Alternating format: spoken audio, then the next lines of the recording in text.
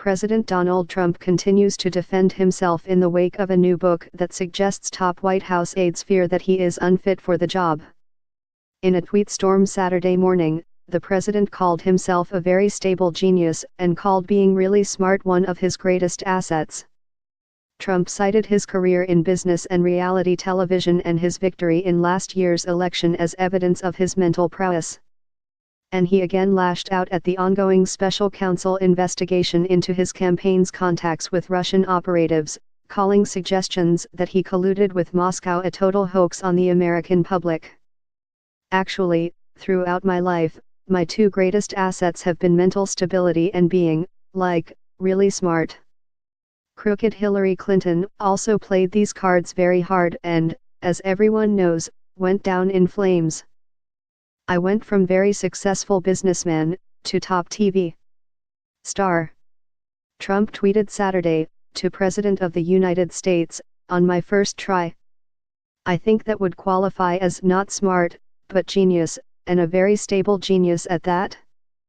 Trump's outburst came a day after the public release of a new book, Fire and Fury, Inside the Trump White House, by Michael Wolff, a New York media columnist who said he spent time in the West Wing interviewing top aides, as well as Trump.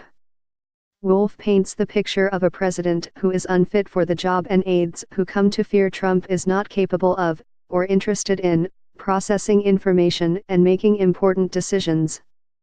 Late Friday, Trump blasted Wolff as a total loser, and the president mocked his former campaign chairman and White House advisor, Stephen Bannon, who was a key source for the book.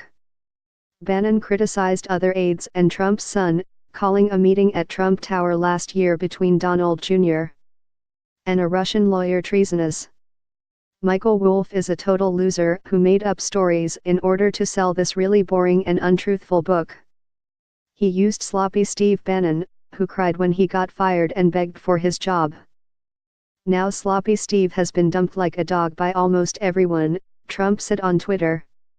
White House aides have mounted an all-out attack on the book since it was first reported on Wednesday, calling it fiction and a complete fantasy.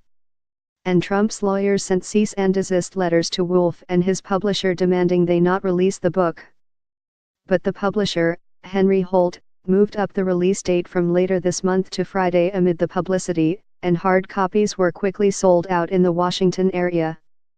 Reporters asked White House Press Secretary Sarah Huckabee Sanders on Thursday to respond to the book's suggestion that Trump is mentally unfit for office.